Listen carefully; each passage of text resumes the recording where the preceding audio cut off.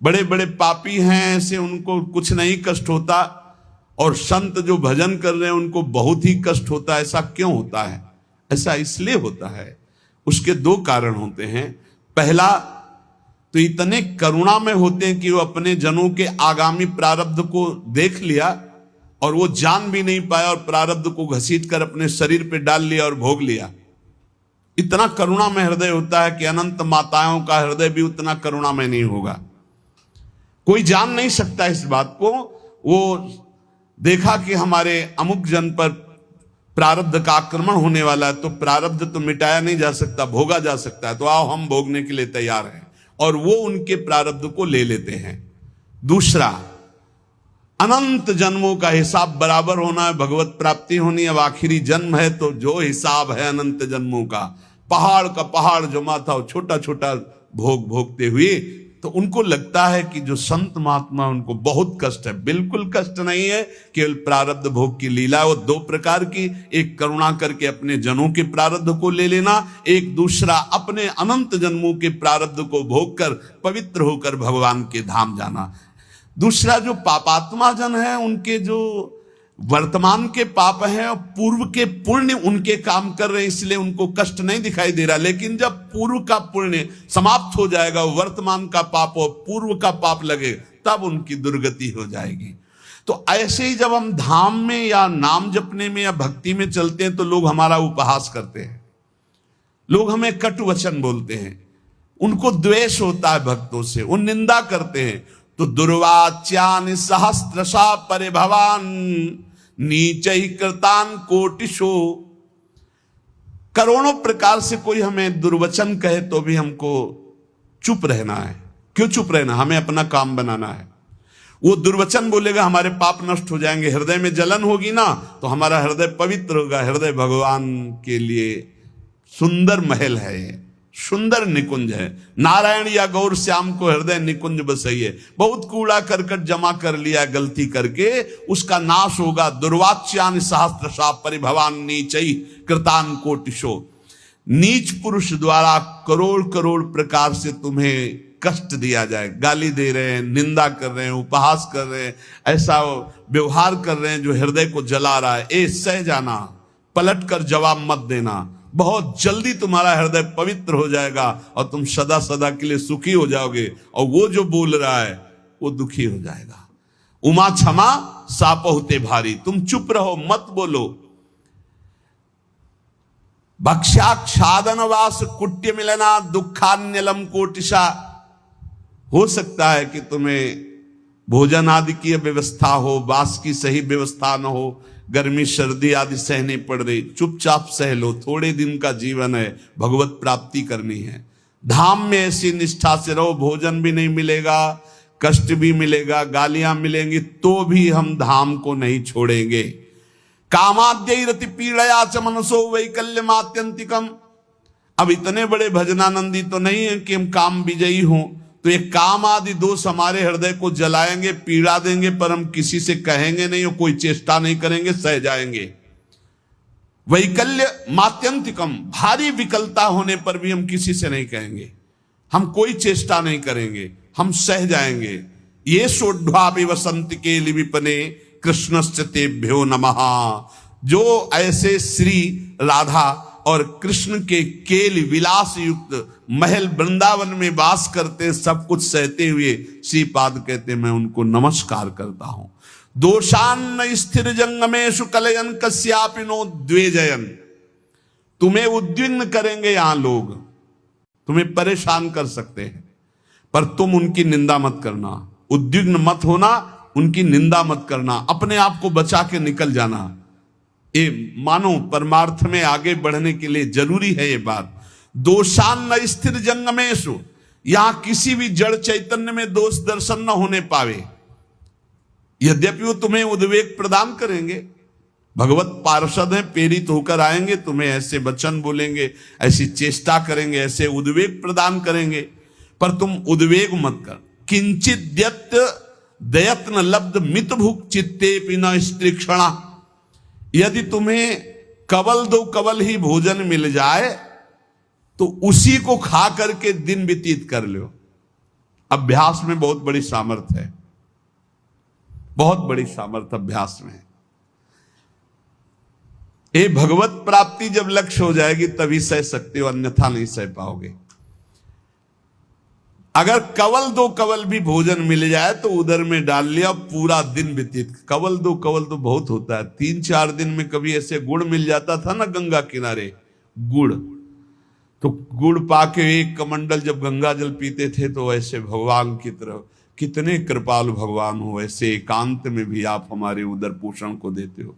आज तुम 3 बार पाते हो, 1 बार भी भगवान हृदय से जय नहीं बोलते होगे, हृदय से जय नहीं बोलते होगे कि आहा कितने कृपालु प्रभु आप हो, आप कितना प्यार करते हो। कभी रोते हो प्रभु के प्रति, कितना प्यार है प्रभु का, हर व्यवस्था है, लेकिन कभी एकांत में जय जयकार हृदय से नहीं कर कि आपकी कितनी अपार कृपा है नाथ हम पर। और कह रहे मितभुक चित्ते पिन स्त्री क्षणा, एक क्षण के लिए भी वृत्ति काम भोग के लिए किसी माता बहन की तरफ गंदी भावना से न जाने पावे। धाम में वास करते हो, ऐसी गलती ना होने पावे। श्री राधा मुरली धरोज्वल यशहा श्रणवन गृणन संस्मरन यो वृंदावन मावसेन मधुर धीर धन्याय तस्मै नमः। जो हर समय राधा मुरलीधर का निरंतर नाम जप करता है, यशोगान करता है, किसी माता बहन की तरफ काम भाव से एक क्षण भी नहीं देखता है, थोड़ा कवल 2 कवल मिल जाए उसी से काम चला लेता है, रात दिन भजन में है पर लोग उसे गाली देते हैं, लोग उसको दुर्वचन बोलते हैं पर वो कुछ नहीं बोलता, सह जाता है। तो श्रीपाद कह रहे हैं धन्याय तस्मै नमः, वो धन्य हो गया, मैं उसे नमस्कार करता हूं। ऐसा हमारा जीवन श्रीधाम वृंदावन के प्रति समर्पित हो। भावना कभी मिथ्या या कल्पना नहीं होती। उपासक को भाव से ही रसास्वादन मिलता है। भावोत्सवेन भजताम रसकाम धेनुम तम राधिका चरण रेणु मामिस्म। यदि भाव नहीं उत्पन्न हुआ तो अभी जीवन सुन। साधना की अवस्था में आपको लाभ मिला है क्या? भाव। भाव साधु को, साधक को, भक्त को, उपासक को उपलब्धि हुई है तो क्या उपलब्धि हुई? भाव। जैसे ज्ञान मार्ग में भी भाव है, ब्रह्म भाव, भगवत भाव में है सखा भाव, दास्य भाव, वात्सल्य भाव, गोपी भाव, सहचरी भाव, भाव की प्राप्ति होना। श्रद्धाहीन, मिथ्याचारी, मनमानी आचरण करने वालों को भाव का परिचय ही नहीं, जानते ही नहीं कि भाव क्या है। सच्ची मानिए, जिस दिन आप भाव में डूबने लगेंगे आपको कहीं जाने आने की जरूरत नहीं। यहां के ठाकुर का दर्शन नहीं हुआ तो विश्व में कहीं भी दर्शन करे और शांति नहीं मिलने वाली। इसलिए जो भगवत कृपा पात्र होते हैं वो अंतर में घुसना प्रारंभ कर देते हैं, अंतर्मुख होकर के अपने हृदय देश के ठाकुर के दर्शन की चेष्टा करते हैं। हृदय के भगवान का साक्षात्कार हो गया तो सर्वत्र होगा, और सर्वत्र घूमे आप हृदय के ठाकुर का साक्षात्कार नहीं तो कुछ हाथ नहीं लगेगा। करके देख लो, मन चराए आओ, मन को घुमाए आओ, आंखें चराए आओ, लेकिन हृदय के ठाकुर का साक्षात्कार नहीं हुआ तो विश्राम नहीं मिलेगा। देखो, ये भाव राज्य है, इसमें स्थूल से सूक्ष्म, सूक्ष्म से सूक्ष्मतर और सूक्ष्मतर से सूक्ष्मतम में प्रवेश होता है। ये दिव्य भावना का लोक है। स्थूल, सूक्ष्म, कारण, भाव, चिन्मय, 5 भेद है। पहले स्थूल भाव बनता है।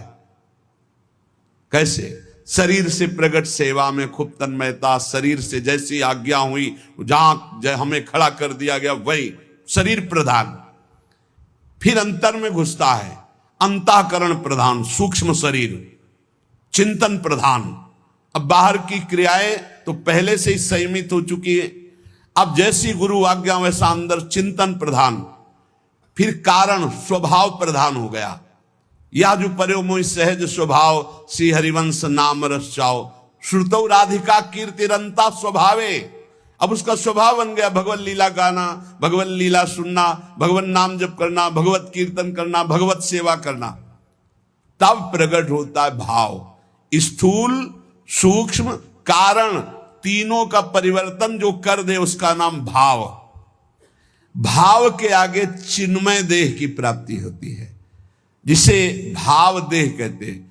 ये बड़ा विलक्षण होता है, न स्थूल होता है, न सूक्ष्म होता है, न कारण होता है, न यातना देह होता है, न देव देह होता है, न स्वाप्निक देह होता है। एक अलौकिक चिन्मय भाव देह है।